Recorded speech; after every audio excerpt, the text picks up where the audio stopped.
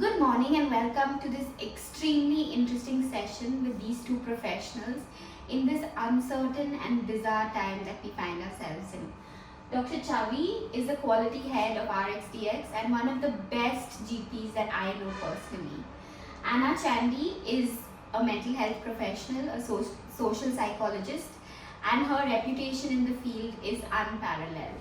Thank you both so much for taking the time to come out here today. So Dr. Chhavi, I'm just going to cut to it. When I saw you this morning, I immediately felt an urge to run up to you and hug you because it's been a while. Given COVID awareness, ideally what should I be doing? But for you, Dipti, I would do. But it's very important, imperative for all of us to keep a distance. And we don't need to touch to be able to show our love. So keeping a distance is a must. As they have said, a 6 feet distance, a minimum of 3 feet for doctors, is needed between two individuals at all times. And I'd like to bring you in here. As human beings, touch and feel is such an important part of us feeling validated. So in a time like this where we are discouraged from touching or being intimate in that way, what is your suggestion? How can we combat that? I think first we need to be reminded and account for the current context. The current context is in transmission of the illness, of the virus. Now yes, touch is very important, and especially for when people who have little ones at home, etc. What I would suggest is, because now we are in the lockdown time at home quarantine, all of us, most of us, I think it's good that when, for example, when the whole family, every member of the family has taken their showers, you can actually allocate 5 minutes of touch time, especially if you have little children, etc. That's one. The other thing is that yes, while touch is important, what we need to do is, say people who are working in the essential services, who are going out and coming back into family, they need to again refrain from embracing their loved ones. They need to go home, they need to take the shower, and only when they're clean do they actually even touch their family members. And the third is that we need to remember that yes, while it's important, there's a lot of reverse that's happening because of the virus, and we need to understand that at this point, we need to refrain, especially when we are touching people who are coming from the outside. The last thing is, I would say, for people who have mental health issues and need touch, you can have other things. For example, you can have soft toys, or you can have animals that help you get a sense of touch. But what is important for all of us, we can actually stroke ourselves, which is a very, very good way. Gently stroke yourself.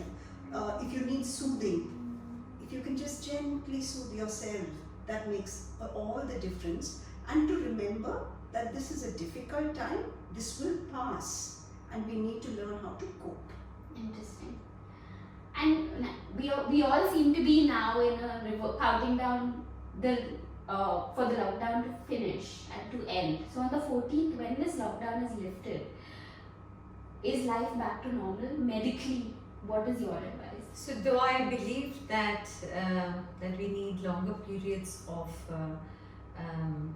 lockdown, let's assume that 14th is the day that it gets lifted. Medically, I feel that we actually have to look at health in a totally new way, or a new sense of us. All the practices that have been advocated, which number one is social distancing, even in health professionals, with patients. You must have seen videos where doctors are actually seeing patients behind a screen, a glass screen. I mean, I am seeing patients on telemedicine all day, and I'm able to do an excellent job and not feel that I have not been of service to my patients, maybe with chronic conditions of diabetes, hypertensions, with influenza-like illnesses, with difficult breathings. I can actually assess them very well. The patients understand that. So I would want people not to rush into any of their non-essential needs to come out of the house. They need to be at home. I am sure there will be a proper plan by our government where there will be phases of release. Don't send young kids to school right away. There is no need, and anyway the summer vacations are on. I'm talking about international schools also. Do not send them until you know that your city has had 0 cases for 2 weeks. And then you know that you are really probably safe within that district. So I think habits of wearing a mask wherever you go, putting a mask, WHO says that if every single person was to put a mask, there's going to be 50% reduction in the viral spread. So it is very, very important to know that wearing a mask. Washing our hands as an entire community, the entire world, we've learned how important cleaning our hands and cleaning them properly, longer. At any instance you get a chance, wash your hands. I think that's very, very important to know. I think these will be the most important things. Asking people at your work, where is social distancing? Are in the same room, do we have 5 individuals versus 2 individuals on the same table that we work at? Try to work from home if you can, if your work can allow. Ask them to allow you to be at home. So the more we stay home, it is very clearly shown that the curve from the peak to the ground will only happen if we have longer in-home stays and people staying at home. Thanks. And Anna, we are 2 weeks into it. There's a lot of frustration, anger. People are cooped up in their houses, and for some of them, it really has been very stressful. If the lockdown were to increase, and as Dr. Chhavi suggested, if you can continue to work from home, how can they ease this tension and the frustration that they're currently feeling? I think first I think you need to alter the words that you use. Yes, while it is a lockdown, it is not a lockdown to prevent you from having fun or being light.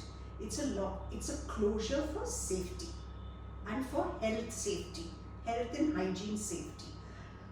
So if we actually really look at the way we word these experiences for ourselves, like for example that we are not being cooped up, we are staying indoors for protection, automatically our mind and body also realigns, because the kind of thinking actually increases the anxiety or the frustration or the worry. Now there are 2 types of anxiety going on. One is people who have already had anxiety and other mental health issues which have been part of their condition, and the other is anxiety due to uncertainty. Now this is the time I want to actually tell people that there is a difference in this time. It is not a catastrophe. In my view, it's an apocalypse. An apocalypse is a time where it is of crisis and change.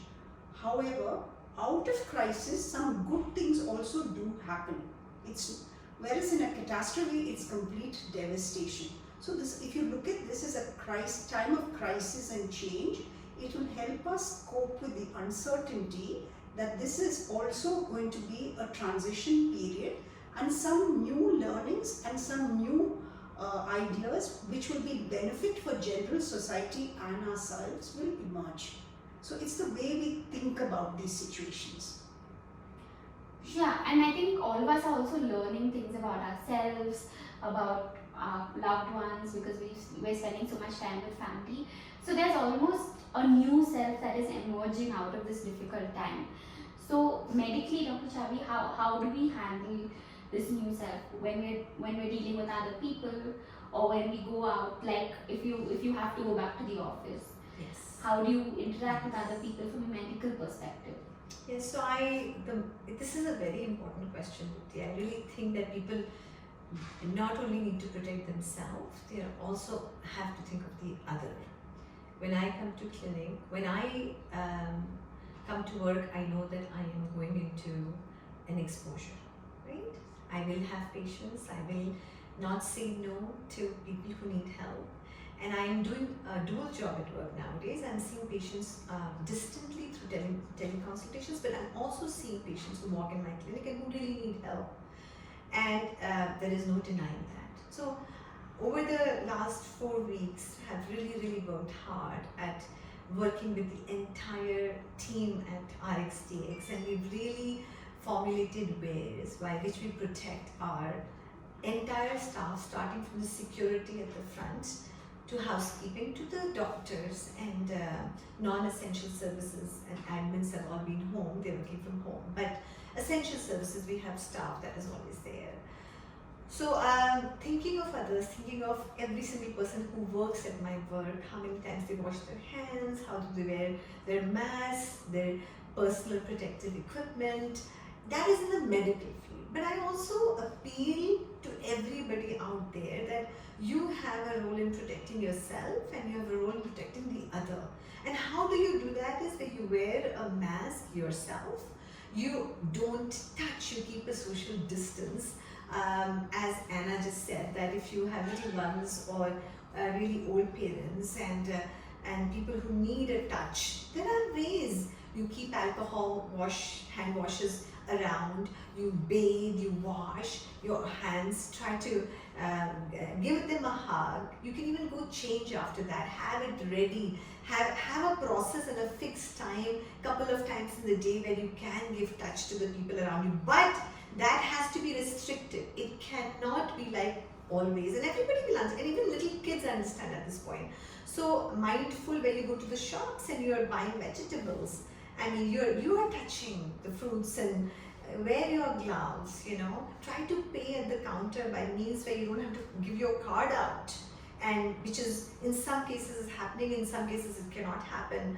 Rather have change with you that you can give an exact change. Taking back money is not a good idea. If you take your credit card back, make sure you always have alcohol or a sanitizer which you nicely clean it up before you put in your purses. These are very small things. Your shoes, the virus can live for a longer time. Always leave them outside. It's a very Indian habit that we all have. We like to keep our shoes outside the house. And here is where it comes into practice, where you leave your shoes outside the house, you clean them properly with a wipe, an alcohol wipe, and then you use them. And I think these are the things that come to my mind in taking care of others, because you might infect others. Wearing a mask is the most important thing. I keep repeating this, and this is not, a mask comes in various kinds of masks, and I don't think common people should even get into the details of what kind of mask and how many percentage of protection.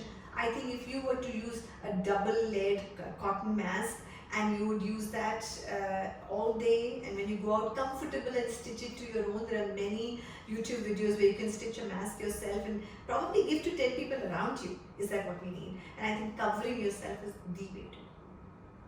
And this new self that is emerging psychologically, because there's been loss, there's been frustration, some people have lost their jobs. How do you deal with this new self? I think first is to acknowledge the loss, and that acknowledge that with loss and grief, with loss there'll be grief, and therefore there is a whole cluster of varying feelings, and all those feelings are completely acceptable. And for people who are experiencing that, it's okay first to account for it. The second part that I think is important is really, when you're in this kind of anxiety, is to focus on your breathing. So you say accounting, then you learn how to breathe. And the last thing is care. When we talk, Chhavi spoke about all the physical care. I think along with the physical care, which actually helps you cope with your emotional care, is also how do you take care of yourself and take care and be responsible for others in and around you, not just your loved ones, responsible for other members of civil society. And taking care of oneself is also understanding that when you need rest, when you need the breaks. Because to me, while this has been a really difficult time for some people, if you see, we need to reschedule our structure, the way we live life, and that's a form of taking care. So I think it's also a time to relook, revisit and recalibrate yourself for the new normal, which has already begun, because life will never be the same again, and therefore giving permission for your new emerging self to make decisions based on these times that we can't have a plan that is rigid. This is the time to allow flexibility. And I speak to a lot of my friends or younger people who say that we are young, COVID is not going to affect us, and we kind of continue to believe that they are immune to COVID. Is that a myth or? See, this myth, I will call it a myth, because we are living in a world where we are assuming we don't still have datas out from clinical, WHO or anywhere where it says that age is the aged people. The reason it all came out with you is because Italy was highly affected, and the older population in Italy was with very high numbers. But people realized very soon that the population in Italy generally represented is or lives there is a higher percentage of aged people. And as a result of it, that's what showed up more. Well, New York is a different story. Now we all see that, and younger people are getting affected. I've just heard that 2 residents from the New York Medical College have had succumbed 30 and 31 years of age to COVID-19. I also know of a case where a nurse which was 56-year-old and a resident that was 32-year-old, the nurse made it while the resident did not make it. So more and more we are realizing that it is not the disease only of the aged. So I think if everybody would keep that in mind and they are careful, it is always better to be careful and not make assumptions. So I would tell you that no, it is not restricted to only the older age groups. The risk factors, of course, will always be there. That if you are a younger person and you've had diabetes or hypertension, and people who have chronic renal failures, people who have immune suppressions from cancer, they are always at a high risk. I agree with that part. But age is still not being classified as older versus younger by the authorities, yes.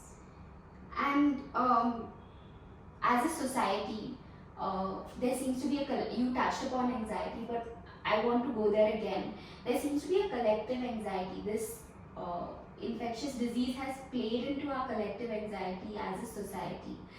So medically, how can we combat this collective anxiety that we are all feeling? Medically, to address the collective anxiety, I think really very importantly is to educate people, to be able to talk to with whatever forum or whichever platform that we get, into more a proactive approach on understanding the viral nature, the measures around the world that have controlled or have kept areas clean of this virus. So as a doctor, for me, to educate everybody around me and to not fear, but to be proactive. Just as I told you, wear a mask, be careful where your hands are, wash your hands, learn the techniques, keep your distance, try to work from home as much as you can, and take care of the environment. Because somewhere all of this generated from our negligence to the environment. So as bringing it into the healthy part also, I really believe that the pollution levels and have had given us lung issues, and people who smoke, habits have to change. So the lung tissue which is healthy will fight this virus like a flu, like a influenza, like a cold. But if you had unhealthy lungs, so keeping the environment clean also is our responsibility. Yeah. So as a community collective, we have a lot of stuff that we can do by which we can keep this virus at bay. There's nothing to be fearful about. And I let Anna take the psychological aspect, what we do with the community. I think to me, along that the word that really strikes me is when you talk about collective anxiety, is about collective role of community. I think this virus has really, in a way, brought the meaning of community together, whether it is family community, residential community, political community, and now global community. There is a coming together. And I would like to continue with what Chhavi said, that in that community work, we need to really now focus on prevention. to minimize anxiety, focus on prevention, and to me is in the new normal, we need to nurture nature, because in my view, nature with one strike of a wand has really put us all on our knees and shown us that such a small virus, which is not even, you can't even see it with the naked eye, has impacted the entire globe. So I think really it's about also to minimize collective anxiety is to work with collective consciousness of an essential part of the human, and that's the spiritual aspect, which it's not about a religion, but just the spiritual aspect of universal spirituality and universal togetherness. Yeah, that adds so much positivity, I think, because there's only so much negativity that's going around, but this gives a different and a positive view. When this lockdown is lifted, doctor, if there are reports that there may be a second lockdown, but in these 5 days, is there any advice that you have to people who may be watching on what they should be doing medically, any immunizations? Well, I've got a lot of queries on little babies and their times of their immunization. I'll bring that sec first. And the IAP, the Indian Academy of Pediatrics, has issued certain guidelines that you can get your immunizations done. So I would recommend parents to reach out to their doctors through teleconsultations first and see how essential those immunizations are for your children. And this is also for older individuals who need vaccines. It's very important for them to do those in these next 5 days, as you asked about immunizations. I also want people to understand that the WHO had also issued that all individuals should at least take swine flu vaccines, and older individuals to take pneumonia vaccines, immune compromised to take pneumonia vaccines, and they should be covered with those vaccinations during this time. So if you have any hospitals that can come to your community and give it to you guys so that you don't have to step out, go and maybe take care of that.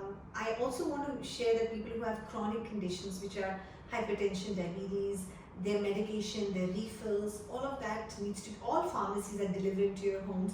Make sure you don't wait for them after 5 days and then ask for them to be filled at that point. So get your medication filled. In case you needed to see a doctor for certain things that you have kept, which are quite not emergency but very essential, do a teleconsultations, but go visit them if they need to see you for some wound that needs to heal or something that needs to be done. So this is the next 5 days, but again, my request to the entire community is stay home.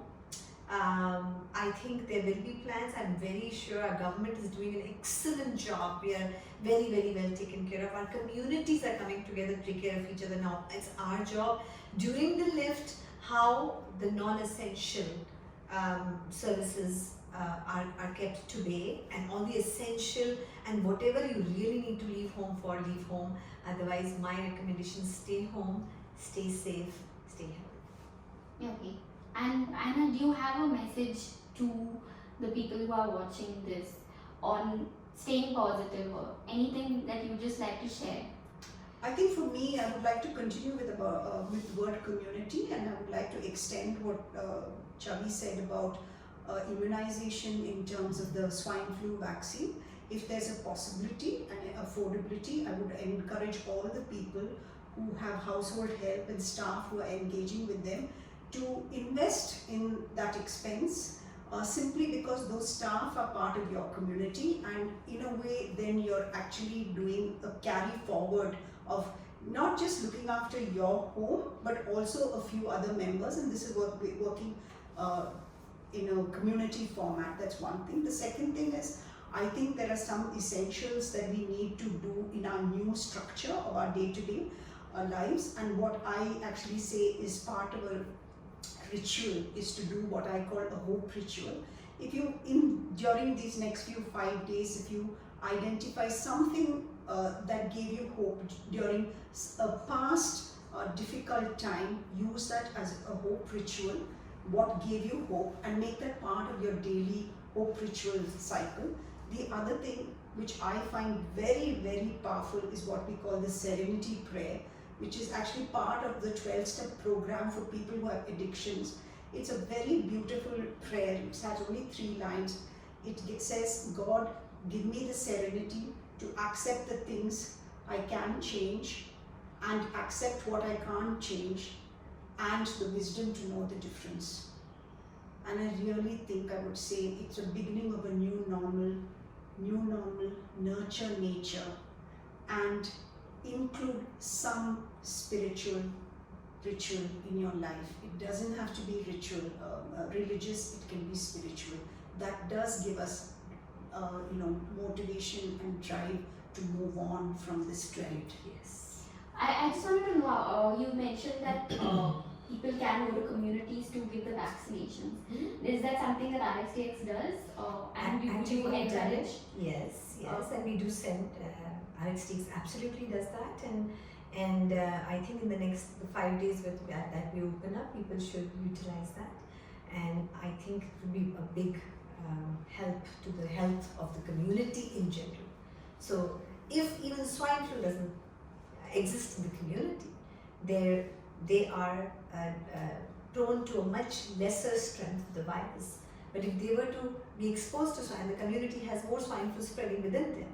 And if COVID spreads too, then that is when the issue of medical need happens. And I think that is where I think we have all got to work towards. And what is the message that you would like to leave our audience with? Message would be stay home. That's everybody says that. Stay safe. Be in gratitude for all that you have right now.